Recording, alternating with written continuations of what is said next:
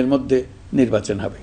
আমরা চাই আগামী নির্বাচনটি বাংলাদেশের ইতিহাসে সবচেয়ে অবাধ, সুষ্ঠু ও গ্রহণযোগ্য নির্বাচন হবে। অন্তর্বর্তী সরকার দায়িত্ব নেয়ার পর অতিবাহিত হয়েছে ৮ মাসেরও বেশি সময়। নানা ধরনের সংস্কারের পাশাপাশি তোড়জোড় চলছে জাতীয় নির্বাচন ঘিরে। কিন্তু এরই মাঝে উঠেছে নতুন প্রশ্ন।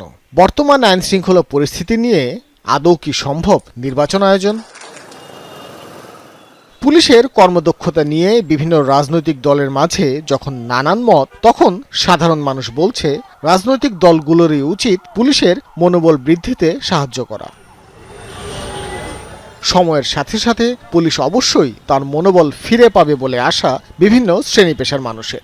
রাজনৈতিক দল বা বৃহত্তর সিভিল সোসাইটি বা অন্যান্য স্টেক হোল্ডাররা চায় তাহলে আইন শৃঙ্খলা সিচুয়েশনটা মুহূর্তের মধ্যেই আমি মনে করি যে শুধরানো সম্ভব। পুলিশকে যে পরিমাণ মানুষ হেনস্থা করছে, আর পুলিশও এর আগে যে পরিমাণ আমাদের উপর করছে, স্টুডেন্ট বা জনতার উপর সরকারের ইয়াতে পড়ে আর কি।